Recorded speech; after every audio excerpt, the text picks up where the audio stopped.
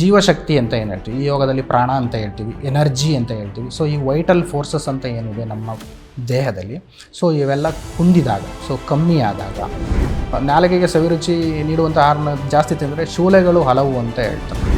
So massage ಏನು ಮಾಡುತ್ತೆ, so ಫ್ರಿಕ್ಷನ್ನ ಕೊಡ್ತೀವಿ ನಾವು. ಮಸಾಜ್ ಮಾಡುವಾಗ ಏನು ಮಾಡ್ತೀವಿ, ಫ್ರಿಕ್ಷನ್ ಕೊಡ್ತೀವಿ. ಸೊ ಇದೇನು ಮಾಡುತ್ತೆ, ನಮ್ಮ ಬಾಡಿಯಲ್ಲಿ ಸರ್ಕ್ಯುಲೇಷನ್ನ ಚೆನ್ನಾಗಿ ಇಂಪ್ರೂವ್ ಮಾಡುತ್ತೆ. ಸೊ ಪಪಾಯ ತೊಗೊಂಡ್ರೆ 2 ಅವರ್ಸ್ಗೊಮ್ಮೆ ತೊಗೊಳ್ಬೋದು. ಸೊ ಅಲ್ಲಿ ಯಾವುದೇ ಥರದ ನಿಮಗೆ ಡಯಾಬಿಟಿಸಿಂದಾಗಿ ತೊಂದರೆ ಆಗುತ್ತೆ. ಉಪವಾಸ ಅನ್ನೋದೊಂದು ಇನ್ನೊಂದು ಮಿಸ್ಕಾನ್ಸೆಪ್ಷನ್ ಏನಂದರೆ ನಾವು ಏನೂ ತಿಂದೇ ಇರೋದು ಅನ್ನೋದೊಂದು ಮಿಸ್ಕಾನ್ಸೆಪ್ಷನ್ ಇದೆ, ಬಟ್ ಅದಲ್ಲ. ಇವಾಗ ನೀವು ಹೈಡ್ರೋಥೆರಪಿ ಇರುತ್ತೆ ಅಂದ್ರಿ, ಆಮೇಲೆ ಯೋಗ ಹೇಳ್ಕೊಡ್ತೀವಿ, ಜಲಚಿಕಿತ್ಸೆ ಹೇಳಿದ್ರಿ. ಇದು ಎಲ್ಲೂ ನೀವು ಒಂದು ಗುಳಿಗೆ ಕೊಡಲ್ಲ, ಒಂದು ಮಾತ್ರೆ ಕೊಡಲ್ಲ. ಯಾವ ಮಾತ್ರೆಗಳು ನಾವು ಇಲ್ಲಿ ಕೊಡೋದು ಇಲ್ಲ. ಸೊ ದಟ್ ಈಸ್ ವೈ ಔಷಧಿ ರಹಿತ ಚಿಕಿತ್ಸೆ ಅಂತ ಹೇಳೋದು.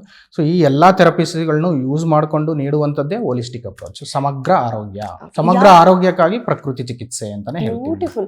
ಯಾಕೆ ಗೊತ್ತಾ, ಇವತ್ತಿನ ಕಾಲದಲ್ಲಿ ಒಂದಕ್ಕೇನೋ ಮೆಡಿಸಿನ್ ತಗೊಳಕ್ ಹೋದ್ರೆ ಅದರಿಂದ ಸೈಡ್ ಎಫೆಕ್ಟ್ಸ್ ಇನ್ನೊಂದು 10 ಆರ್ಗನ್ಸ್ ಮೇಲೆ 10 ವಿಚಾರಗಳ ಮೇಲೆ ಆಗುತ್ತೆ. ಆ ನಿಟ್ಟಿನಲ್ಲಿ ಯಾವ್ದಾದ್ರು ಒಂದು ಕೇಸ್ ಸ್ಟಡಿ ಹೇಳ್ಬೋದಾ? ಯಾವುದೋ ಒಂದು ಸಿವಿಯರ್ ಎಕ್ಸೆಂಟ್ರಿಕ್ ಕೇಸ್ ಬಂದು ನ್ಯಾಚುರೋಪತಿಯಲ್ಲಿ ಅವರು ತುಂಬಾ ಫಲಕಾರಿಯಾಗಿ ಚಿಕಿತ್ಸೆ ತಗೊಂಡು ಖುಷಿಯಾಗಿ ಮನೆಗೆ ಹೋಗಿರುವಂತ ಕೇಸ್ ಸ್ಟಡೀಸ್ ಇದ್ರೆ, ಜಸ್ಟ್ ನಮ್ಮ ಆಡಿಯನ್ಸ್ಗೆ ಅದೊಂದು ಜಸ್ಟಿಫಿಕೇಶನ್ ಬೇಕು. ಏನಪ್ಪ ಇವರು ಒಂದ್ ಮಾತ್ರೆ ಕೊಡಲ್ಲ ಅಂತಾರೆ, ಬರೀ ಮಸಾಜ್ ಮಾಡ್ತಾರೆ ಅಂತಾರೆ, ಹೆಂಗಪ್ಪ ಹೋಗುತ್ತೆ? ಯಾಕೆಂದ್ರೆ ಇವತ್ತು ಸೈಡ್ ಎಫೆಕ್ಟ್ಸ್ ಜಾಸ್ತಿ, ಜನ ಭಯ ಬೀಳ್ತಾರೆ. ಡಯಾಬಿಟಿಸ್ ಕಾಮನ್ ಇದ್ರೂ ಕೂಡ ಭಯ ಅಷ್ಟೇ ಇದೆ, ಬೇಗ ಬೇಗ ವಯಸ್ಸಿಗೆ ಬರ್ತಾರೆ. ಏನಾದ್ರೂ ಒಂದು ಕೇಸ್ ಸ್ಟಡಿ ಇದ್ರೆ ಎಕ್ಸ್ಪ್ಲೈನ್ ಮಾಡ್ಬೋದಾ? ಈಗ ನಾವು ಸಡನ್ ಆಗಿ ಬಂದ ತಕ್ಷಣ ಅವರಿಗೆ ಮೆಡಿಸಿನ್ಸ್ ನಿಲ್ಲಿಸಿ ಅಂತ ಹೇಳೋದಿಲ್ಲ. ಸೊ ಸಡನ್ ಇದು ಒಂದು ಮಿಸ್ಕಾನ್ಸೆಪ್ಷನ್ ಇದೆ ಪೇಷಂಟ್ಗಳಲ್ಲಿ. ಈಗ ನಾವು ಅಲ್ಲಿ ಹೋಗ್ತೀವಿ ಪ್ರಕೃತಿ ಚಿಕಿತ್ಸೆಗೆ, ಅಲ್ಲಿ ನಮಗೆಲ್ಲ ಮೆಡಿಸಿನ್ ಸ್ಟಾಪ್ ಮಾಡಿಬಿಟ್ರೆ ನಮ್ದು ಏನು ಕತೆ ಅಂತ ಜನಗಳಿಗೆ ಭಯ ಇರೋದು. ಸೊ ಸಡನ್ ಆಗಿ ನಾವು ಅಲ್ಲಿ ಯಾವುದೇ ಮಾತ್ರೆಗಳನ್ನ ನಿಲ್ಲಿಸ್ಲಿಕ್ಕೆ ಹೋಗೋದಿಲ್ಲ. ಸೊ ಈಗ ನಾವು ಪೇಷಂಟ್ ಬಂದಮೇಲೆ ಅವ್ರದ್ದು ಡೀಟೇಲ್ಡ್ ಕೇಸ್ ಹಿಸ್ಟ್ರಿ ತಗೊಳ್ತೀವಿ. ಸೊ ಎಷ್ಟಿದೆ, ರೀಡಿಂಗ್ಸ್ ಎಷ್ಟಿದೆ, ಸೊ FBS ಆಗಿರ್ಬೋದು, PPBS ಆಗಿರ್ಬೋದು, HbA1c 3 ಮಂತ್ಸ್ಗೊಮ್ಮೆ ಮಾಡುವಂಥದ್ದು. ಸೊ ಇದೇನು ಪೂವರ್ ಕಂಟ್ರೋಲ್ ಇದೆಯಾ, ಮೈಲ್ಡ್ ಕಂಟ್ರೋಲ್ ಇದೆಯಾ, ಅಥವಾ ಸಿವಿಯರ್ ಡಯಾಬಿಟಿಕಾ, ಪ್ರೀ ಡಯಾಬಿಟಿಕಾ. ಸೊ ಈ ಥರ ಸ್ಟೇಜಸ್ನ ಫಸ್ಟು ಕಂಡಿಡ್ಕೊಳ್ಬೇಕಾಗತ್ತೆ. ಸೊ ಆ ಸ್ಟೇಜ್ ಮೇಲೆ ನಾವು ಟ್ರೀಟ್ಮೆಂಟ್ನ ಕೊಡ್ತಾ ಹೋಗ್ತೀವಿ. ಈಗ ನೋಡಿ, ಫಸ್ಟ್ ಲೈನ್ ಆಫ್ ಟ್ರೀಟ್ಮೆಂಟ್ ಅಂದರೆ ಈ ಕೆಲವೊಂದು ಲೋ ಗ್ಲೈಸೆಮಿಕ್ ಫುಡ್ ಅಂತ ಬರುತ್ತೆ, ಹೈ ಗ್ಲೈಸೆಮಿಕ್ ಫುಡ್ಸ್ ಅಂತ ಬರುತ್ತೆ. ಸೊ ಈ ಲೋ ಗ್ಲೈಸೆಮಿಕ್ ಫುಡ್ ಈಗ ನಾವು ಫಸ್ಟಿಂದ ಹೇಳ್ತಾ ಹೋಗ್ತೀನಿ. ಸೊ ಈಗ ನಾವು ಆಹಾರ ಪದ್ಧತಿನ ಹೇಗೆ ಅಳವಡಿಸ್ಕೊಳ್ಬೇಕು ಅಂತ ಹೇಳ್ಕೊಡ್ತೀವಿ. ಸೊ ಈ ಆಹಾರ ಪದ್ಧತಿನ ಕೆಲವರಿಗೆ ಗೊತ್ತಿರಲ್ಲ ಏನು ತಗೊಳ್ಬೇಕಾಗುತ್ತೆ. ಸೊ ಇಲ್ಲಿ low glycaemic food index food ಅಂತ ಬರ್ತದೆ, ಕಡಿಮೆ ಗ್ಲೈಸೆಮಿಕ್ ಸೂಚ್ಯಂಕ ಅಂತ ಹೇಳ್ತೀವಿ. ಲೋ ಗ್ಲೈಸೆಮಿಕ್ ಇಂಡೆಕ್ಸ್ ಫುಡ್ಸ್ನ ತಗೊಳ್ಳಿಕ್ಕೆ ನಾವು ಹೇಳ್ತೀವಿ. ಸೊ ಇಲ್ಲಿ ಯಾವ್ಯಾವುದು ಬರುತ್ತೆ ಅಂದರೆ, ಈಗ ನಾರಿನ ಅಂಶ ಜಾಸ್ತಿ ಇರುವಂಥದ್ದು, dietary fibre. So main dietary fibre ಇರುವಂತಹ ಆಹಾರಗಳನ್ನ ತಗೊಳ್ಳಿಕ್ಕೆ ಹೇಳ್ತೀವಿ. ಯಾಕೆ ಅಂದರೆ ಡಯಾಬಿಟಿಕ್ ಪೇಷಂಟ್ಗಳಲ್ಲಿ ಈ ಕಾನ್ಸ್ಟಿಪೇಷನ್ ಅನ್ನೋದೊಂದು ಜಾಸ್ತಿ ಇರುತ್ತೆ. ಈ ನಮ್ಮ ಕಾನ್ಸೆಪ್ಟಲ್ಲಿ constipation is the mother of all diseases ಆಗುತ್ತೆ. Constipation is the mother of all diseases ಅಂತ ಪ್ರಕೃತಿ ಚಿಕಿತ್ಸೆ ಕಾನ್ಸೆಪ್ಟ್ ಇದೆ. ಸೊ ಅಲ್ಲೇನಾಗುತ್ತೆ, ನಾವು ಫಸ್ಟ್ ನಮ್ಮ ಬಾಡಿಯಲ್ಲಿರುವಂತಹ ಟಾಕ್ಸಿನ್ಸ್ ಇನ್ನೂ ಒಂದಿದೆ. ಸೊ 3 ಕಾರಣಗಳಿಂದಾಗಿ ನಮಗೆ ಕಾಯಿಲೆಗಳು ಬರುತ್ತೆ.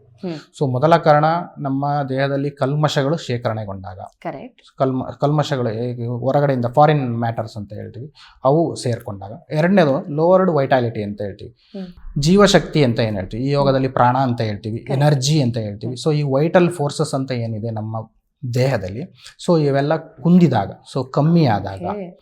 ಇನ್ನೂ ಒಂದು ಇಂಪಾರ್ಟೆಂಟ್ ಪಾಯಿಂಟ್ ಏನಂದ್ರೆ ವೈಲೇಷನ್ಸ್ ಆಫ್ ನೇಚರ್ಸ್ ಲಾ ಅಂತ ಹೇಳ್ತೀವಿ. ಸೊ ಅದನ್ನೇ ಹೇಳಿದೆ, ನೇಚರ್ಸ್ ಲಾ ಪ್ರಕೃತಿಗೆ ವಿರುದ್ಧವಾಗಿ. ಈ ಪ್ರಕೃತಿಗೆ ವಿರುದ್ಧವಾಗಿ ಅನ್ನೋದಕ್ಕೊಂದು ಎಕ್ಸಾಂಪಲ್ ಕೊಡ್ತೀನಿ. ಈಗ ನೋಡಿ, ನಾವು ಸೀಸನಲ್ ಫ್ರೂಟ್ಸ್ ಅಂಡ್ ವೆಜಿಟೇಬಲ್ಸ್ ಅಂತ ಹೇಳ್ತೀವಿ. ಈಗ ನಾವು ಈ ಸೀಸನ್ನಲ್ಲಿ ಈ ಫುಡ್, ಈಗ ಬೇಸಿಗೆ ಕಾಲದಲ್ಲಿ ಗ್ರೇಪ್ಸ್ ಬಂತು, ಈ ಗ್ರೇಪ್ಸ್ ತಿಂತಾ ಇದೀವಿ, ಕಮ್ಮಿ ರೇಟಿಗೆ ಸಿಗುತ್ತೆ. ಬಟ್ ನಮ್ಗೇನು ಅನ್ಸುತ್ತೆ, ಇದು ಕಮ್ಮಿ ರೇಟ್ ಇದೆ ಅಂತ ಅನ್ಸುತ್ತೆ. ಬಟ್ ಬೇರೆ ಫ್ರೂಟ್ಸ್ ಹೈ ರೇಟಲ್ಲಿ ಇರುತ್ತೆ, but it is not A seasonal fruit. So ಈ ಸೀಸನ್ಗೆ ಸಿಗುವಂಥದ್ದಲ್ಲ. ಸೊ ಅದಕ್ಕೆ ಪ್ರಕೃತಿ ಏನು ಮಾಡುತ್ತೆ ಅಂದರೆ, ಪ್ರಕೃತಿಯಲ್ಲಿ ಸಿಗುವಂತಹ ಸೀಸನಲ್ ಫ್ರೂಟ್ಸ್ ವೆಜಿಟೇಬಲ್ಸ್ನ ಅಡ್ವೈಸ್ ಮಾಡುವಂಥದ್ದು. ಅಂದ್ರೆ ಯಾವ್ಯಾವ ಸೀಸನ್ ನಲ್ಲಿ ಏನೇನು ಬರುತ್ತೆ ಅದನ್ನೇ ತಿನ್ನಬೇಕು. ಪೂರ್ತಿ ಅವರೆಕಾಯಿ ಸಿಕ್ತು ಅಂತ ದಟ್ ಮೇ ಅಫೆಕ್ಟ್. ಸೊ ಅದನ್ನೇ violations of nature's law example ಕೊಡ್ಬೋದು ನಾವು ಇಲ್ಲಿ. ಸೀಸನಲ್ ಫ್ರೂಟ್ಸ್ ಅಂತ ನೋಡಿ, ಈಗ ನಾವು ಆಹಾರ ಪದ್ಧತಿಗಳು ಹೇಗಿರಬೇಕು ಅಂತ ನಮ್ಗೆ ಗೊತ್ತಿದೆ. ಸೀಸನಲ್ ಫ್ರೂಟ್ಸ್ ವೆಜಿಟೇಬಲ್ಸ್ನ ಬಿಟ್ಟು ನಾವೇನು ಮಾಡ್ತೀವಿ, ಅದನ್ನೇ ಹೇಳಿ ನಾಲಿಗೆಗೆ ಸವಿರುಚಿ ನೀಡುವಂತಹ ಆಹಾರಗಳು. ನಾಲಿಗೆಗೆ ಸವಿರುಚಿ ನೀಡುವಂಥ ಆಹಾರನ ಜಾಸ್ತಿ ತಿಂದರೆ ಶೂಲೆಗಳು ಹಲವು ಅಂತ ಹೇಳ್ತಾರೆ ಸರ್ವಜ್ಞರು. ಶೂಲೆಗಳು ಹಲವು. ಸೊ ಅದೇ ಇವನ್ನ ತಿನ್ನೋದ್ರಿಂದ ಶೂಲೆಗಳು ಹಲವು, ನಾಲಿಗೆಗೆ ಸವಿರುಚಿ ನೀಡುವಂಥವು ಶೂಲೆಗಳು ಹಲವು ಅಂತ ಹೇಳ್ತವೆ. ಸೊ ಅದಕ್ಕೆ ಸೊ ಇಂಥವನ್ನೆಲ್ಲ ಅವಾಯ್ಡ್ ಮಾಡಬೇಕಾಗುತ್ತೆ. ಸೊ ಫಸ್ಟ್ ನಾವು ಅಡ್ವೈಸ್ ಮಾಡೋದಿದೆ ಆಹಾರ ಪದ್ಧತಿ. ಸೊ ಈ 3 ಕಾರಣಗಳಿಂದಾಗಿ ನಮ್ಮ ಪ್ರಕೃತಿ ಚಿಕಿತ್ಸೆಯಲ್ಲಿ ಡಿಸೀಸ್ ಹೇಗೆ ಬರುತ್ತೆ ಅಂತ ಎಕ್ಸ್ಪ್ಲೇನ್ ಮಾಡ್ತಾರೆ. ಸೊ ಈ 3 ಕಾರಣಗಳನ್ನು ನಾವು ಸೊ ಫಸ್ಟ್ ನಮ್ದು ಮೇನ್ ಲೈನ್ ಆಫ್ ಟ್ರೀಟ್ಮೆಂಟ್ ಅನ್ನಂದ್ರೆ ಏನಂದ್ರೆ ಎಲಿಮಿನೇಷನ್ ಆಫ್ ಟಾಕ್ಸಿನ್ಸ್. ಎಲಿಮಿನೇಷನ್ ಅಂದ್ರೆ ಇನ್ ಯಾವ ತರ ಮಾಡ್ತೀರಾ? ಇನ್ನು ಎಲಿಮಿನೇಷನ್ ಆಫ್ ಟಾಕ್ಸಿನ್ಸ್ ಅನ್ನು ನಾವು ಹೈಡ್ರೋಥೆರಪಿ ಮುಖಾಂತರ ಮಾಡ್ತೀವಿ. ಸೊ ನೋಡಿ, ಈಗ ಮಡ್ ಪ್ಯಾಕ್ ಅಂತ ಇದೆ. ಸೊ ಮಣ್ಣಿನ ಪಟ್ಟಿ. ಸೊ ಮಣ್ಣಿನ ಪಟ್ಟಿನ ಕಣ್ಣಿಗೆ ಮತ್ತು ಹೊಟ್ಟೆಯ ಭಾಗಕ್ಕೆ ಇಡ್ತೀವಿ. ಸೊ ಹೊಟ್ಟೆಯ ಭಾಗಕ್ಕೆ ಇಡೋದ್ರಿಂದ ಏನಾಗುತ್ತೆ, ಈ ಮಣ್ಣಿನ ಪಟ್ಟಿನ ಹೊಟ್ಟೆ ಭಾಗಕ್ಕೆ ಇಡೋದ್ರಿಂದ ಬೆಳಗ್ಗೆ ಖಾಲಿ ಹೊಟ್ಟೆಯಲ್ಲಿ ಸೊ ಇದೇನು ಮಾಡುತ್ತೆ, ಪ್ಯಾನ್ಕ್ರಿಯಾಸ್ನ ಸ್ಟಿಮ್ಯುಲೇಟ್ ಮಾಡುತ್ತೆ. So insulin secretion, beta cells of pancreas ಏನಿದೆ, so it stimulates the insulin production ಅಂತ ಹೇಳ್ತೀವಿ. ಸೊ ಅದರಿಂದಾಗಿ ಈ ಮಡ್ ಪ್ಯಾಕ್ ಹೆಲ್ಪ್ ಮಾಡುತ್ತೆ. ಸೊ ಅದ್ರ ಜೊತೆಗೆ ನಾವು ಅಬ್ಡಾಮನ್ ಮಸಾಜ್ ಕೊಡ್ತೀವಿ. So cold compress, cold abdominal packs, so cold ಟ್ರೀಟ್ಮೆಂಟ್ಸ್ನ ಕೊಡ್ತೀವಿ. ಅದ್ರ ಜೊತೆಗೆ GH ಪ್ಯಾಕ್ ಅಂತ ಕೊಡ್ತೀವಿ. ಸೊ ಎಲ್ಲ ಪ್ಯಾಕ್ಗಳು, ಪಟ್ಟಿಗಳು, ಈ ಎಲ್ಲ ಪಟ್ಟಿಗಳು ಏನು ಮಾಡ್ತದೆ ಅಂದರೆ ಪ್ಯಾನ್ಕ್ರಿಯಾಸ್ ಮೇಲೆ ಡೈರೆಕ್ಟಾಗಿ ಆ್ಯಕ್ಟ್ ಮಾಡ್ತವೆ. ಸೊ ನಮಗೆ ಮೇನ್ ಬೇಕಾಗಿರೋದು ಇನ್ಸುಲಿನ್. ಸೊ ಅದನ್ನು ಪ್ರೊಡ್ಯೂಸ್ ಆಗೋದ್ರಿಂದ ಸೊ ಈ 2 ಡಯಾಬಿಟಿಸ್ ಟೈಪ್ಸಲ್ಲಿ ಏನಾಗುತ್ತೆ, ಒಂದರಲ್ಲಿ ಪ್ರೊಡಕ್ಷನ್ ಆಗ್ತಾ ಇರಲ್ಲ, ಇನ್ನೊಂದು ಟೈಪ್ 2 ಡಯಾಬಿಟಿಸೇ ಮೋಸ್ಟ್ ಕಾಮನ್. ಸೊ ಇದರಲ್ಲಿ ಪ್ರೊಡ್ಯೂಸ್ ಆಗ್ತಾ ಇರುತ್ತೆ, ಬಟ್ ಎಲ್ಲ ಸೆಲ್ಸ್ಗಳಿಗೂ ಹೋಗ್ತಾ ಇರಲ್ಲ ಇನ್ಸುಲಿನ್. ಸೊ ಅದು ಮೂಲ ಕಾರಣ ಆಗಿರುತ್ತೆ. ಸೊ ಅದನ್ನ ನಾವು ಮಾಡ್ಲಿಕ್ಕೆ ಏನು ಮಾಡ್ತೀವಿ ಅಂದರೆ ಮಸಾಜ್ ಥೆರಪಿ ಕೊಡ್ತೀವಿ. ಸೊ ಮಸಾಜ್ ಏನು ಮಾಡುತ್ತೆ, ಸೊ ಫ್ರಿಕ್ಷನ್ನ ಕೊಡ್ತೀವಿ. ನಾವು ಮಸಾಜ್ ಮಾಡುವಾಗ ಏನು ಮಾಡ್ತೀವಿ, ಫ್ರಿಕ್ಷನ್ ಕೊಡ್ತೀವಿ. ಸೊ ಇದೇನು ಮಾಡುತ್ತೆ, ನಮ್ಮ ಬಾಡಿಯಲ್ಲಿ ಸರ್ಕ್ಯುಲೇಷನ್ನ ಚೆನ್ನಾಗಿ ಇಂಪ್ರೂವ್ ಮಾಡುತ್ತೆ. ಎಲ್ಲ ಸೆಲ್ಸ್ಗಳಿಗೂ ಟಿಶ್ಯೂಸ್ಗಳಿಗೂ ಸರ್ಕ್ಯುಲೇಷನ್ ಇಂಪ್ರೂವ್ ಮಾಡುತ್ತೆ. ಸೊ ಅದು ಮಸಾಜ್ ಥೆರಪಿ ಅಂತ ಹೇಳ್ತೀವಿ. ಸೊ ಅದ್ರ ಜೊತೆಗೆ ಈ ಡುಶ್ ಅಂತ ಬರುತ್ತೆ, single stream of water. So fast with pressure ಬರುತ್ತೆ. ಅದನ್ನ ಈ ಹೊಟ್ಟೆಯ ಭಾಗದಲ್ಲಿ ಪ್ಯಾನ್ಕ್ರಿಯಾಸ್ ಲೊಕೇಶನ್ನ ನೋಡಿಕೊಂಡು ಸೊ ಆ ಲೊಕೇಶನ್ಗೆ ನಾವು ಸ್ಟ್ರೈಟ್ ಇಟ್ ಕೊಡ್ತೀವಿ. ಸೊ ಅದು straight single stream of water ಏನು ಮಾಡುತ್ತೆ, ಈ ಭಾಗಕ್ಕೆ ಅಪ್ಪಳಿಸ್ತದೆ. ಇಲ್ಲ ನೋವೇ ಮೈಲ್ಡ್ ಪ್ರೆಷರ್ ಇರುತ್ತೆ. ಸೊ ಪ್ರೆಷರ್ ಎಷ್ಟು ನಮಗೆ ಬೇಕು ಅಷ್ಟು ಸೆಟ್ ಮಾಡ್ಕೊಂಡು ಯಾವುದೇ ತರ ನೋವೇನ ಜಸ್ಟ್ ಒಂದು ಆಡಿಯನ್ಸ್ ಪಾಯಿಂಟ್ ಆಫ್ ವ್ಯೂ ಇಂದ ನಾನು ಒಂದಷ್ಟು ಪ್ರಶ್ನೆಗಳು ಮಧ್ಯದಲ್ಲಿ ಇಲ್ಲ ನೋವೇನಾಗಲ್ಲ, ತೊಂದರೆ. ಸೊ ನೋವೇನಾಗೋದಿಲ್ಲ ಅದರಲ್ಲಿ. ಸೊ ನಮಗೆ ಗೊತ್ತಲ್ಲ ಯಾವ ತರ ಪ್ರೆಷರ್ ಬೇಕಾಗುತ್ತೆ ಹ್ಯೂಮನ್ ಬಾಡಿಗೆ, ಎಲ್ಲಿಗೆ ಯಾವ ತರ ಪ್ರೆಷರ್ ಕೊಡಬೇಕು, ಅದೇ ಫ್ಯಾಕ್ಟರ್ಸ್ ರೆಸ್ಪಾನ್ಸಿಬಲ್ ಆಗುತ್ತೆ. ಡ್ಯೂರೇಷನ್ ಆಗಿರ್ಬೋದು, ಇಂಟೆನ್ಸಿಟಿ, ಈ ಫ್ರೀಕ್ವೆನ್ಸಿ, ಸೊ ಇದೆಲ್ಲ ಮ್ಯಾಟರ್ ಆಗುತ್ತೆ. ಸೊ ಅದನ್ನ ಕೊಡ್ತಾ ಇರ್ತೀವಿ. ಸೊ ಹೈಡ್ರೋಥೆರಪಿ ಅಲ್ಲಿ ಬರುತ್ತೆ. ಸೊ ಈ ಆಕ್ಯುಪಂಕ್ಚರ್ ಅಂತಾನು ಬರುತ್ತೆ. ಈ ಆಕ್ಯುಪಂಕ್ಚರ್ನ ಅವಾಯ್ಡ್ ಮಾಡ್ತೀವಿ, ಯಾಕೆಂದ್ರೆ ಡಯಾಬಿಟಿಸ್ ಅಲ್ಲಿ ಇನ್ಫೆಕ್ಷನ್ಸ್ ಇರೋ ಚಾನ್ಸಸ್ ಇರೋದ್ರಿಂದ ಆಕ್ಯುಪ್ರೆಷರ್ ಬದಲಾಗಿ ಆಕ್ಯುಪ್ರೆಷರ್ನ ಸ್ಟಿಮ್ಯುಲೇಟ್ ಮಾಡ್ತೀವಿ. ಡಯಾಬಿಟೀಸ್ ನಲ್ಲಿ ಫಸ್ಟ್ ಫ್ಯಾಕ್ಟರ್ ಉಪವಾಸ ಇರಬೇಡಿ, ನಿತ್ರಾಣ ಆಗ್ಬಿಡ್ತೀರಾ, ನಿಶಕ್ತಿ ಆಗ್ಬಿಡುತ್ತೆ, ಫ್ರೀಕ್ವೆಂಟ್ ಇದರಲ್ಲಿ ಇಂಟರ್ವಲ್ಸ್ ಅಲ್ಲಿ ಏನಾದ್ರು ತಗೊಳ್ತಾ ಇರಿ ಅಂತ ಹೇಳ್ತಾರೆ. ಹೌದು, ಅದನ್ನೇ ಉಪವಾಸ ಅನ್ನೋದೊಂದು ಇನ್ನೊಂದು ಮಿಸ್ಕಾನ್ಸೆಪ್ಷನ್ ಏನು ಅಂದ್ರೆ ನಾವು ಏನು ತಿಂದೇನೆ ಇರೋದು ಅನ್ನೋದೊಂದು ಮಿಸ್ಕಾನ್ಸೆಪ್ಷನ್ ಇದೆ. ಬಟ್ ಅದಲ್ಲ. ಉಪವಾಸ ಅಂದ್ರೆ ಸೊ ಈಗ ನಾವು ಸರ್ಟೈನ್ ಅಮೌಂಟ್ಸ್ ಆಫ್ ಏನೋ ಹೇಳ್ತೀವಿ. ಸೊ ಪಪಾಯ ತಗೊಂಡ್ರೆ 2 ಅವರ್ಸ್ಗೊಮ್ಮೆ ತಗೊಳ್ಬೇಕು. ಸೊ ಅಲ್ಲಿ ಯಾವುದೇ ತರಹದ ನಿಮಗೆ ಡಯಾಬಿಟಿಸ್ ಇಂದಾಗಿ ತೊಂದರೆ ಆಗೋದಿಲ್ಲ. ಸೊ ಎವ್ರಿ 2 ಅವರ್ಸ್ ನಾವೇನಾದರೂ ಫ್ರೂಟ್ಸ್ ಅಥವಾ ವೆಜಿಟೇಬಲ್ಸ್ ಆಗಿರ್ಬೋದು, ಈ ಪಪಾಯ ತಗೊಳ್ಳಿಕ್ಕೆ ಹೇಳ್ತೀವಿ.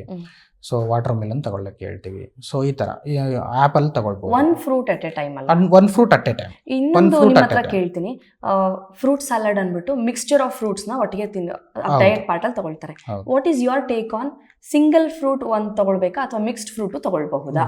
ಫ್ರೂಟ್ ತಗೊಳ್ಬಹುದು, ಬಟ್ ಇಲ್ಲಿ ನಮ್ಮ ಕಾನ್ಸೆಪ್ಟ್ ಅಲ್ಲಿ ಏನ್ ಹೇಳ್ತೀವಿ, ಹಾರ್ಮ್ ಏನಾಗೋದಿಲ್ಲ. ಬಟ್ ನಮ್ಮ ಕಾನ್ಸೆಪ್ಟ್ ಅಲ್ಲಿ so single fruit at single vegetable at a time ಅಂತ ಹೇಳ್ತೀವಿ. ಇಲ್ಲ ಅಂದ್ರೆ ಇನ್ನೂ ಒಂದು ಹೇಳ್ತೀವಿ. ಸೊ ಇಡೀ ದಿನ ಒಂದೇ fruit, like papaya so next day one full vegetables. So ಈ ತರನು ನಾವು ತಗೊಳ್ಬಹುದು. ಸೊ ಪಪಾಯ ತಗೊಂಡ್ರೆ 2 ಅವರ್ಸ್ಗೊಮ್ಮೆ ತಗೊಳ್ಬೇಕು. ಸೊ ಅಲ್ಲಿ ಯಾವುದೇ ತರಹದ ನಿಮಗೆ ಡಯಾಬಿಟಿಸ್ ಇಂದಾಗಿ ತೊಂದರೆ ಆಗೋದಿಲ್ಲ. ಸೊ ಉಪವಾಸ ಕೇಳಬೇಕು, ಹಣ್ಣುಗಳಲ್ಲಿ ಸಿಹಿ ಅಂಶ ಇರುತ್ತೆ, ಹಣ್ಣು ಸಿಹಿಯಾಗಿರ್ಬೇಕು ಅನ್ನೋದು ಕಾನ್ಸೆಪ್ಟ್. ಈ ಡಯಾಬಿಟಿಸ್ ಇರೋರು ಅದನ್ನ ಸಕ್ಕರೆ ಕಾಯಿಲೆ, ಸಕ್ಕರೆ ಅಂದ್ರೆ ಸಿಹಿ ತಿನ್ನಬಾರ್ದು ಅಂತ ಅನ್ಕೊಂಡ್ಬಿಟ್ಟು ಹಣ್ಣುಗಳನ್ನು ಕೂಡ ಎಷ್ಟೋ ಜನ ಅವಾಯ್ಡ್ ಮಾಡ್ತಾರೆ. ಇದ್ರ ಬಗ್ಗೆ ಏನ್ ಹೇಳ್ತೀವಿ? ಹೌದು, ಅದರಲ್ಲೇ ಹೇಳ್ತೀವಿ ನಾವು ಲೋ ಗ್ಲೈಸೆಮಿಕ್ ಕಂಟ್ರೋಲ್ ಅಂತ ಹೇಳಿದೆ. ಸೊ ಈ ಲೋ ಗ್ಲೈಸೆಮಿಕ್ ಲೋಡ್ ಏನಿದೆ, ಸೊ ಅದರಲ್ಲಿ ಕಮ್ಮಿ ಇರುವಂತಹ ಫ್ರೂಟ್ಸ್ಗಳನ್ನ ಅಡ್ವೈಸ್ ಮಾತ್ರ ಮಾಡು. ಸೊ ಎಲ್ಲ ಫ್ರೂಟ್ಸ್ಗಳನ್ನ ತಿನ್ನಕ್ಕಾಗಲ್ಲ. ಈಗ ನೋಡಿ ಮ್ಯಾಂಗೋ, ಸೊ ತುಂಬಾ ಶುಗರ್ ಕಂಟೆಂಟ್ ಇರುವಂಥದ್ದು, ಸೊ ಅದನ್ನ ತಗೊಳ್ಳಿಕ್ಕೆ ಕೇಳೋದಿಲ್ಲ. ನೋಡಿ ಈ ಪಪಾಯ ಎಲ್ಲ ಸೊ 28 to 30 ಈ ತರ ಗ್ಲೈಸೆಮಿಕ್ ಲೋಡ್ ತುಂಬಾ ಕಮ್ಮಿ ಇರುವಂಥವು ಇವೆಲ್ಲ. ಪಪಾಯ ಆಗಿರ್ಬೋದು, ಆಪಲ್ ಆಗಿರ್ಬೋದು, ಪಿಯರ್ಸು, ಕಿವಿ ಫ್ರೂಟ್ ಬರುತ್ತೆ, ಸೊ ಆರೆಂಜ್. ಸೊ ಇವೆಲ್ಲ ಏನು ಅಂದ್ರೆ ಸೊ ತುಂಬಾ ಗ್ಲೈಸೆಮಿಕ್ ಇಂಡೆಕ್ಸ್ ಕಮ್ಮಿ ತಗೊಳ್ಬಹುದು. ಲೋ ಗ್ಲೈಸೆಮಿಕ್ ಬನಾನಾ ಇಲ್ಲ, ಬನಾನಾ ಮತ್ತೆ ಆ ಕಡೆ ಹೋಗುತ್ತೆ, ಹೈ ಗ್ಲೈಸೆಮಿಕ್ ಇಂಡೆಕ್ಸ್ ಹೋಗುತ್ತೆ. ಸೊ ಇಷ್ಟು ಫ್ರೂಟ್ಸ್ಗಳು ಏನಿದೆ, ಸೊ ಇವೆಲ್ಲ ಲೋ ಗ್ಲೈಸೆಮಿಕ್ ಫ್ರೂಟ್ಸ್ ಅಂತ ಹೇಳ್ತೀವಿ. ಸೊ ಇವನ್ನೆಲ್ಲ ತಗೊಳ್ಬೋದು. ಓಕೆ, ಒಂದು ಟಾಕ್ಸಿನ್ ಹೊರಗೆ ಹಾಕುವಂಥದ್ದು, ಇನ್ನೊಂದಷ್ಟು ಟ್ರೀಟ್ಮೆಂಟ್ಗಳು, ಜೊತೆಗೆ ಫಾಸ್ಟಿಂಗ್. ಹೌದು, ಇದನ್ನ ನೀವು ಈ ಕಾನ್ಸಂಟ್ರೇಟ್ ಮಾಡ್ತೀವಿ. ಅದ್ರ ಜೊತೆಗೆ ಸೊ ಈ ಯೋಗ, ಮೆಡಿಟೇಷನ್, ಸೊ ಮೈಂಡ್ ರಿಲ್ಯಾಕ್ಸೇಷನ್ಗೋಸ್ಕರ ಸೊ ಇವನ್ನೆಲ್ಲ ಕೂಡ ಮಾಡ್ತೀವಿ ನಾವು. ಫಿಸಿಕಲಿನೂ ಟ್ರೀಟ್ಮೆಂಟ್ಸ್ ಇದೆ, ಮೆಂಟಲಿನೂ ಟ್ರೀಟ್ಮೆಂಟ್ಸ್ ಇದೆ, ಸಾಮಾಜಿಕವಾಗಿ ಡಾಕ್ಟರ್ ಆಸ್ ಎ ಟೀಚರ್ ಅಂತ ಹೇಳ್ತೀವಿ ನಾವು. ಒನ್ ಆಫ್ ದಿ ಪ್ರಿನ್ಸಿಪಲ್ ಇಲ್ಲಿ doctor is not treating a person, ಇಲ್ಲಿ doctor as a teacher naturopathy ಪ್ರಕಾರ. ಸೊ ನಾವು ಟೀಚರ್ ಏನ್ ಮಾಡ್ತಾರೆ, ಸೊ ನೀವು ಈ ಡೈರೆಕ್ಷನ್ ಅಲ್ಲಿ ಹೋಗ್ಬೇಕು.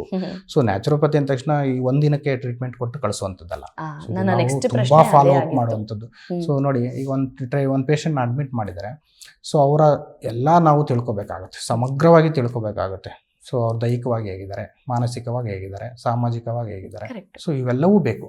ಸೊ ಇವನ್ನೆಲ್ಲವನ್ನು ತಿಳ್ಕೊಂಡು ನಾವು ಟ್ರೀಟ್ ಮಾಡುವಂಥದ್ದೇ ಪ್ರಕೃತಿ ಚಿಕಿತ್ಸೆ. ಅದಕ್ಕೆ BVB ನಾಯಿ ಚಿಕಿತ್ಸೆ.